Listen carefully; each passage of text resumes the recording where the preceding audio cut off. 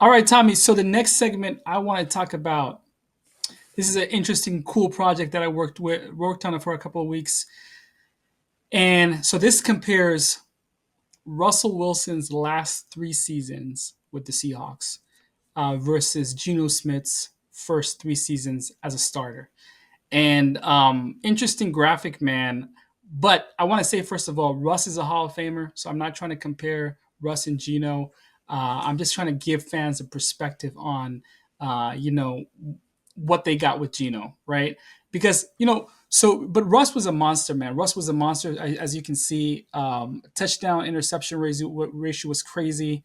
So Russ had 100 touchdowns, 25 interceptions his last three seasons as a starter.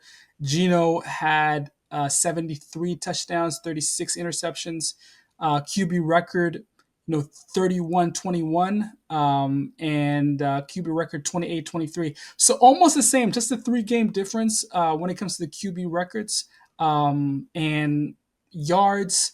You know, Geno has a little bit more yards. I think it's 200 more yards. Completion percentage, Geno has more completion percentage.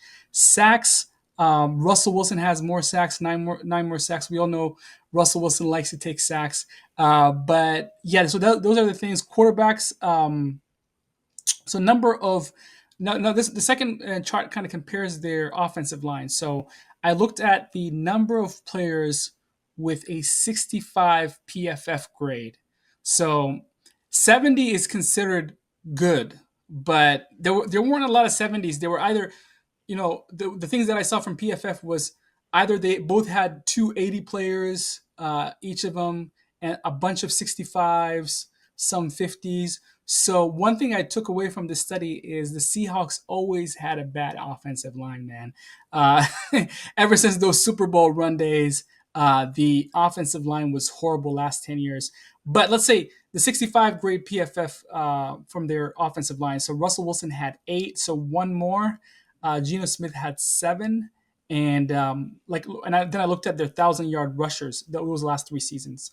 So Russell Wilson had Russell Wilson's running backs had 2,700 37 rushing yards, and Geno Smith's running backs had 2,500. So almost 200 difference. But what I'm trying to say here is that Russ is a Hall of Famer. Geno is not a Hall of Famer, but Geno is trying to at least carry this team with the same amount of offensive line help as Russell Wilson. So if you give Geno Smith a little bit more help, maybe just two more offensive linemen, I think he can at least win you a couple games. And I think the data backs it. What do you think? What do you think about the data, Tommy?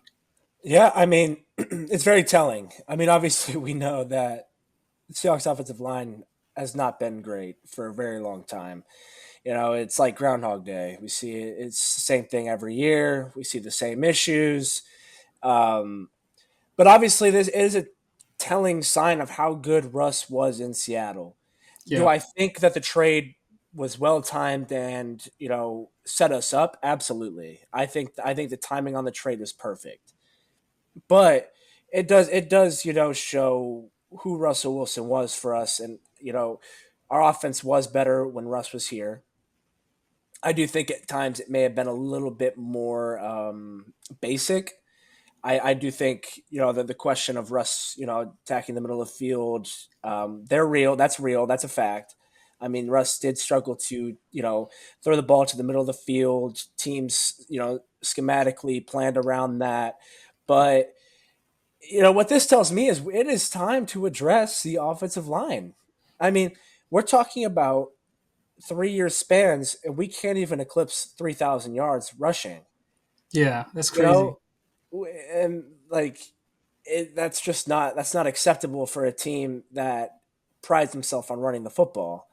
It seems like ever since Marshawn Lynch left, that we just have not found a consistent running game. We've had a lot of running backs come in and out. Some are really good for us. Um, the Chris Carsons of the world, and Rashad Penny at times. K9's been good when he's been healthy.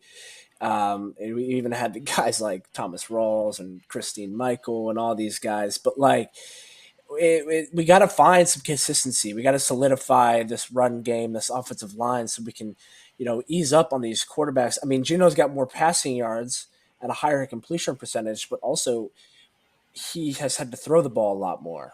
Yeah. And I think this is a great graphic. I think one thing I would add is total pass attempts, Yeah. just so we can really capture like how much we've kind of abandoned the run game lately, just because of the lack of execution there. But and honestly, the turnovers too. I mean, Geno Smith's got 11 more picks, and Russ did a really good job of not turning the ball over, Yeah. which has also hurt us. But it's an interesting graphic to compare. I mean, like obviously we know Russell Wilson was better in Seattle than Geno. Geno has not been bad. Like this isn't like an anti-Geno conversation here. This is just it's just a theme thing where we had a Hall of Fame level quarterback, and he's marginally better than what we have with Geno because the offensive line hasn't been good. I mean, you see it. Number of players with 65 PFF grade or higher, it's very similar. It's very Yeah. similar, and that's a problem. I mean, Russ had Dwayne Brown. We've got Charles Cross now, and Charles Cross has been great. Dwayne Brown was great. Yeah. The interior offensive line has never been good. It's never been at a good spot for us. Honestly, for Seattle, the interior offensive line hasn't been good since we lost Max Unger. It Yeah. just hasn't been the same since, and that's kind of when we went away from our philosophy. I'm going to look back on that trade all the time because while Jimmy Graham was great, I was excited. I'd be lying if I said I wasn't excited when we traded for Jimmy Graham. Don't get me wrong, but like it's just we completely went away from our philosophy of being able to run the ball, and it feels like we've been playing catch up since. I agree with you, man. I agree with you, and you're right. I did see the pass attempts really quick when I was looking at this data, and Gino had, yeah, a lot of more passing attempts compared to Russell Wilson. But again, I think it shows you first of all how good Russell Wilson was, right? To overcome some of the roster holes and some of the issues with the Seahawks, and he was a top five quarterback for I think every year he was in Seattle. After the Legion of Boom era, he was a top five quarterback, and so it's not easy to get a top five quarterback every time, right? Usually, a lot of franchises ask, the Cleveland Browns, and we'll talk about Miles Garrett in a moment, but a lot of a lot of the franchises don't even get a top 10 quarterback for 20 years, 30 years at a time. And I think also, like, looking at these statistics, I don't think Gino got a lot of help with his offensive coordinators. He wasn't under center. He wasn't. He didn't have a lot of play action game, except for the 2022 season. Right after that, the last two seasons after that, I think it was bad. And but I think if you give Gino a little bit more help, I think he can have some monster level numbers, and I agree with you. And the running backs numbers, like number one running backs, total number of yards of number one running backs, like nobody even had 3,000 yards. That's crazy. And look at some of the talent we had, like with K9 and Chris Carson, and some of the talent that we had the last 3 years, and nobody could get three consecutive season of 1,000 yards or more. It's very, very, very, very bad, Tommy. Yeah. No, we've got to find some consistency there. We've got to solidify this because when the Seahawks were at their best, they were running the ball well. And that's, to me, one of the big reasons why we haven't been able to get back to where we were is because of the lack of run game, the true run game, and we're not the Chiefs with that prolific passing attack, the creativity that they bring on offense.